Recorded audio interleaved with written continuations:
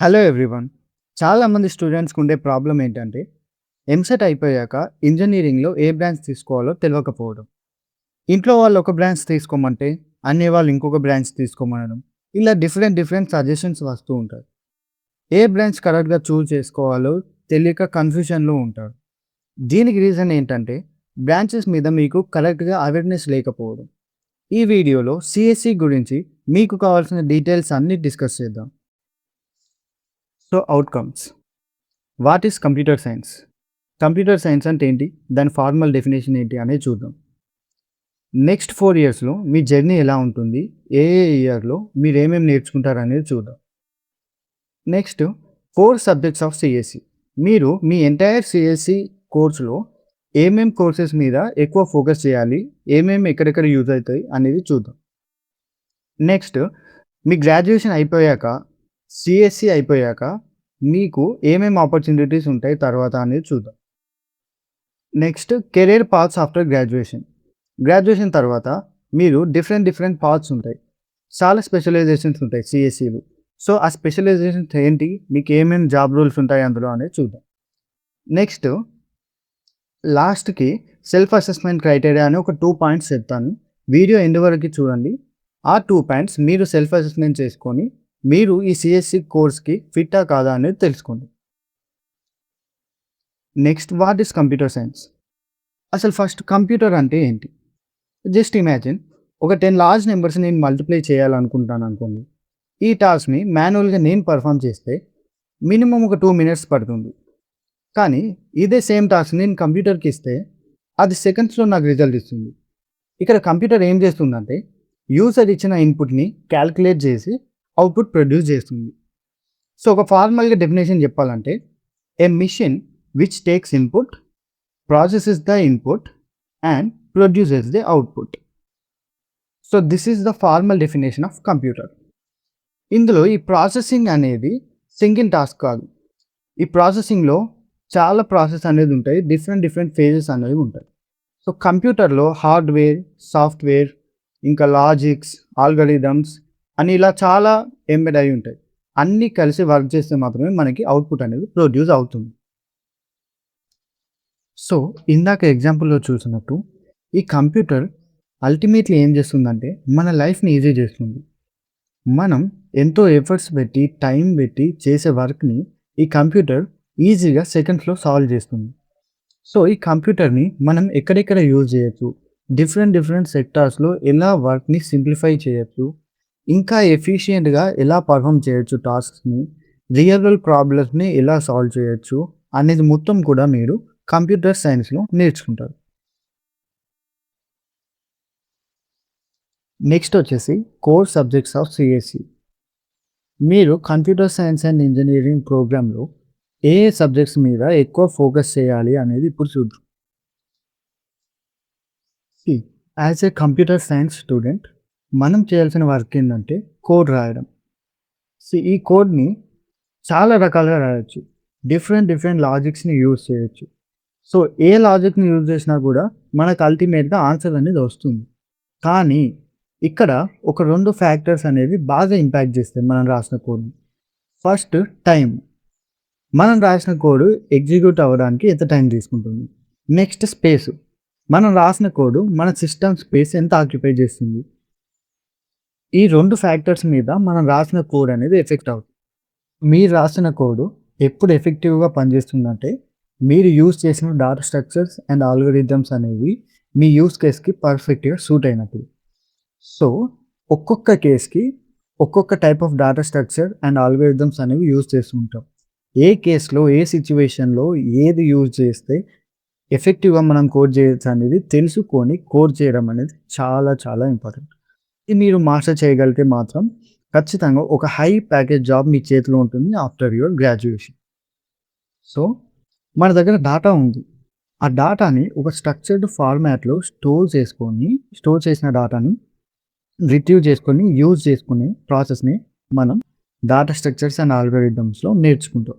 Different structures ఉంటే అది మీరు కోర్స్‌లో నేర్చుకుంటారు. ఈ స్ట్రక్చర్డ్ డాటా మీద మనం ఆల్గోరిథమ్స్‌ని యూజ్ చేసి అవుట్‌పుట్ అనేది ప్రొడ్యూస్ చేస్తాం. ఇక్కడ ఆల్గోరిథమ్స్ అనేది వాడతామనమాట. సో, ఈ స్ట్రక్చర్డ్ డాటాని, ఆల్గోరిథమ్స్‌ని వాడి మన అవుట్‌పుట్ యూజర్‌కి డిస్‌ప్లే చేస్తాం. సో, ఇది ప్రాసెస్. అండ్ మనం రాసే కోడ్ ఈ స్ట్రక్చర్స్, ఆల్గోరిథమ్స్‌ని ఎంత ఎఫెక్టివ్‌గా యూజ్ చేసుకుంటే మన కోడ్ అంత ఎఫెక్టివ్‌గా వర్క్ అవుతుంది. So, that is all about data structures and algorithms. Next వచ్చేసి డేటాబేస్ మేనేజ్మెంట్ సిస్టమ్. సో, మీకు ఒక చిన్న ఎగ్జాంపుల్. ఫర్ సపోజ్ ఒక అప్లికేషన్ ఉంది. ఆ అప్లికేషన్ ఒక 1 టీబీ ఆఫ్ డేటాను జనరేట్ చేస్తుందనుకోండి. సో, 1 టీబీ ఆఫ్ డేటాలోంచి నేను ఏదైనా పర్టిక్యులర్ డేటాని రిట్రీవ్ చేయాలనుకున్నా, లేదంటే సెర్చ్ చేయాలనుకున్నా కూడా డేటా మొత్తాన్ని ట్రావర్స్ చేయాల్సి వస్తుంది. ఈ ప్రాబ్లమ్ నుంచి బయటపడడానికి ఈ డేటాబేస్ మేనేజ్మెంట్ సిస్టమ్ అనేది యూజ్ అవుద్ది. ఈ ప్రొడ్యూస్ చేసిన 1 టీబీ ఆఫ్ డేటాని మనం డేటాబేస్‌లో స్టోర్ చేస్తాం.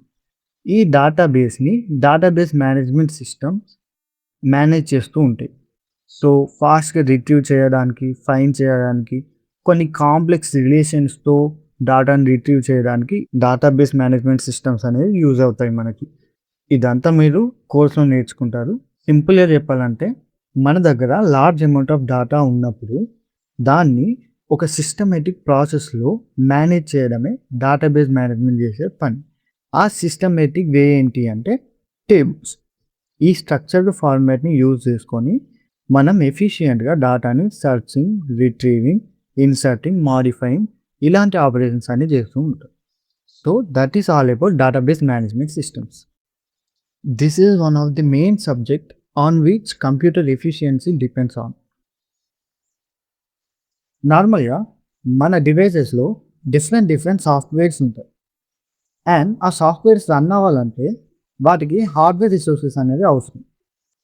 ఇక్కడ ఆపరేటింగ్ సిస్టమ్ మెయిన్ ఫంక్షనాలిటీ ఏంటంటే సాఫ్ట్‌వేర్‌కి కావాల్సిన రిసోర్సెస్‌ని ఆపరేటింగ్ సిస్టమ్ ఎఫిషియంట్‌గా వాటికి అలొకేట్ చేస్తుందనమాట.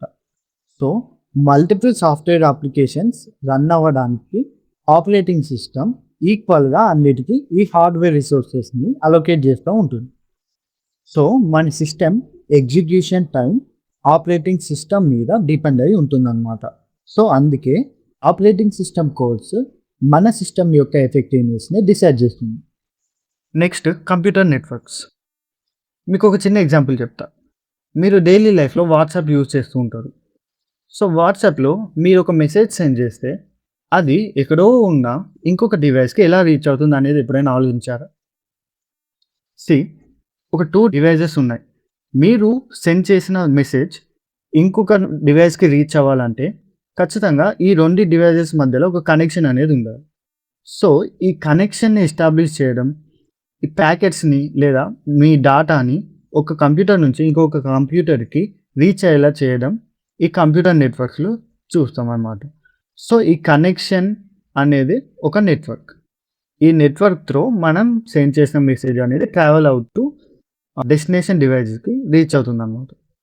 సో, ఇది ఎలా జరుగుతుంది కమ్యూనికేషన్? సో, ఇందులో ప్రోటోకాల్స్ ఏమేమి ఉంటాయి అనేది కంప్లీట్‌గా మీరు కంప్యూటర్ నెట్వర్క్స్ కోర్స్‌లో నేర్చుకుంటారు. నెక్స్ట్ కోర్స్ వచ్చేసి కంప్యూటర్ ఆర్గనైజేషన్.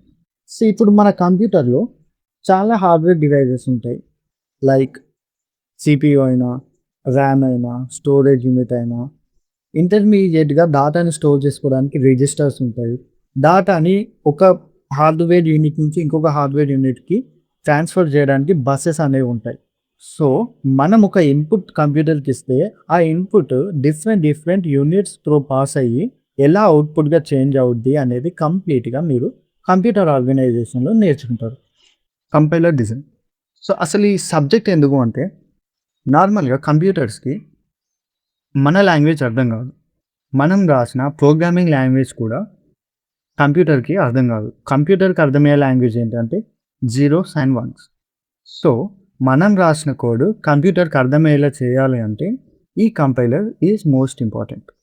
కంపైలర్ ఏం చేస్తుందంటే మనం రాసిన హ్యూమన్ ఫ్రెండ్లీ కోడ్‌ని మెషిన్‌కి కావాల్సిన జీరోస్ అండ్ వన్స్ కోడ్‌కి కన్వర్ట్ చేస్తుంది. సో, ఈ కన్వర్జన్ ఎలా జరుగుతుంది? దీనిలో డిఫరెంట్ ఫేజెస్ ఉంటాయి. ఆ ఫేజెస్ ఎలా వర్క్ అవుతాయి? ఎలా జరుగుతుందని కంప్లీట్‌గా మీరు కంపైలర్ డిజైనింగ్ కోసం నేర్చుకుంటారు. పోస్ట్ చేసే ఆపర్చునిటీస్. మీకు సీఎస్‌సి బీటెక్ అయిపోయాక ఏమేం వేస్ ఉంటాయి? అనేది ఇక్కడ చూద్దాం. ఫస్ట్ వన్ వచ్చేసి జాబ్స్ ఆఫ్టర్ బీటెక్. మీరు బీటెక్ కంప్లీట్ చేసినాక డైరెక్ట్ జాబ్స్‌కి అప్లై చేసి జాబ్స్ చేయొచ్చు. చాలా జాబ్స్ ఉంటాయి ప్రైవేట్ కంపెనీస్. సో, మీరు ప్లేస్‌మెంట్‌లో కొట్టొచ్చు. లేదంటే ఆఫ్‌లైన్ కూడా ట్రై చేయొచ్చు జాబ్స్‌కి. నెక్స్ట్ వచ్చేసి ది గేట్ పాత్. ఈ గేట్ వల్ల చాలా అంటే చాలా యూజెస్ ఉంటాయి. మీరు నార్మల్‌గా గేట్ రాసి ఎంటెక్ అడ్మిషన్స్ పొందొచ్చని అనుకుంటారు. కానీ గేట్‌కున్న వాల్యూ దానికంటే ఎక్కువ. మీకు మంచి గేట్ స్కోర్ ఉంటే గవర్నమెంట్ జాబ్ రావచ్చు. లేదంటే కార్పొరేట్ కంపెనీస్‌లో కూడా గేట్ స్కోర్‌ని వాళ్ళు కన్సిడర్ జేస్తారు. సో, మీకు హై వెయిటేజ్ యాడ్ అవుద్ది. మీరు గేట్ స్కోర్ మెన్షన్ చేస్తే. చాలామంది స్టూడెంట్స్‌కి నార్మల్‌గా ఈ జాబ్స్ వైపు కాకుండా రిసర్చ్ చేయాలి, పీహెచ్‌డీ చేయాలి అని చాలా ఇంట్రెస్టింగ్‌గా ఉంటది. సో, వాళ్ళ కోసం ఎంఎస్ అని ఒక ప్రోగ్రామ్ ఉంటుంది. Master of science. So, research మీద ఇంట్రెస్ట్ ఉన్న వాళ్ళు ఎంఎస్ తీసుకొని అబ్రాడ్‌కెళ్ళి చదువుకోవచ్చు. ఇదొక పార్ట్. నెక్స్ట్ వన్ వచ్చేసి స్టార్టప్ వెంచర్. మీకు కాలేజ్‌లో ఒక మంచి ఇన్నోవేటివ్ ఐడియా ఉంది. ప్రోడక్ట్ బిల్డ్ చేయగలిగితే మీరు దాన్ని స్టార్టప్ కింద కన్వర్ట్ చేసి ఒక ఆర్గనైజేషన్‌ని తయారు చేయొచ్చు. నెక్స్ట్ వచ్చేసి రిసర్చ్ అండ్ టీచింగ్. చాలామంది ఏమనుకుంటారంటే రిసర్చ్ చేయాలంటే ఎంఎస్ చేయాలి, లేదంటే ఎంటెక్ చేయాలి. ఎంటెక్ చేసినాక పీహెచ్‌డీ చేయొచ్చు అనేసి అనుకుంటారు.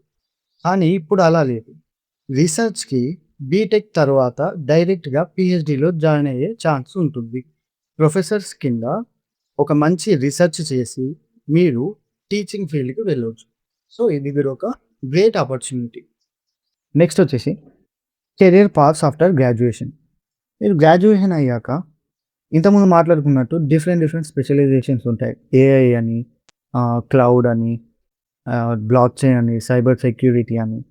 సో, మీకు ఇంట్రెస్ట్ ఉన్న వైపు మీరు చూజ్ చేసుకొని మీ కెరియర్‌ని స్టార్ట్ చేయొచ్చనమాట. సో, ఫోర్త్ ఇయర్‌లో మీరు ఏదో ఒక దాని మీద ఫోకస్ చేయాలి. ఆ ఫోకస్ చేసిన దాని మీద మీరు జాబ్స్ అనేవి చేసుకోవచ్చు. ఫస్ట్ వన్ అందరూ సీఎస్‌సి స్టూడెంట్స్ అందరూ ట్రై చేసేది ఫస్ట్ సాఫ్ట్‌వేర్ డెవలప్‌మెంట్. ఈ సాఫ్ట్‌వేర్ డెవలప్‌మెంట్ ఏంటంటే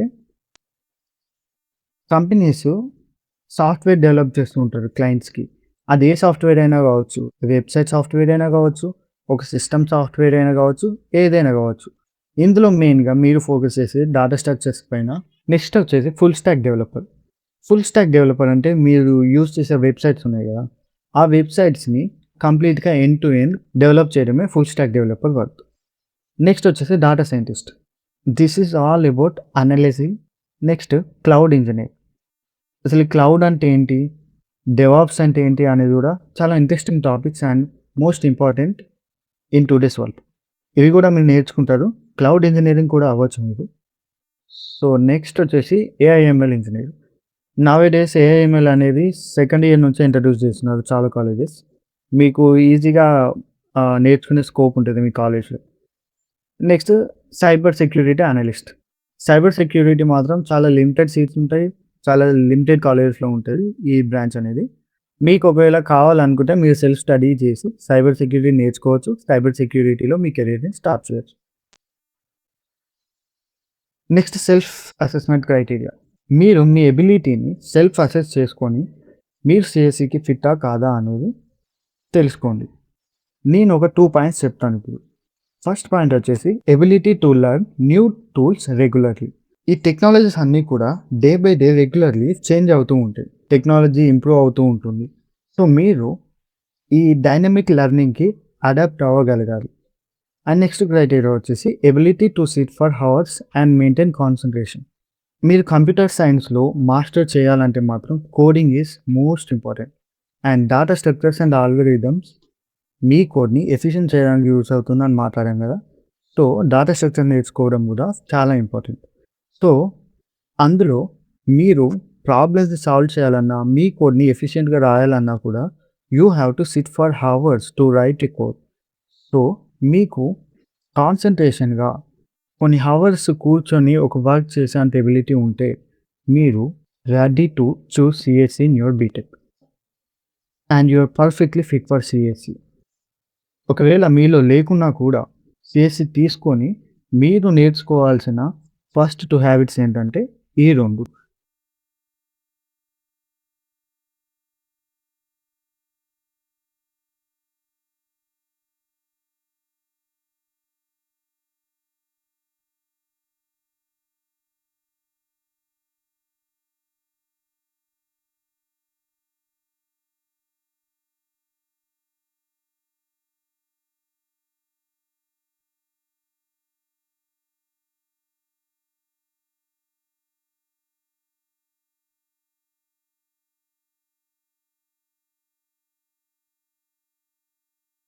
That's all for this video.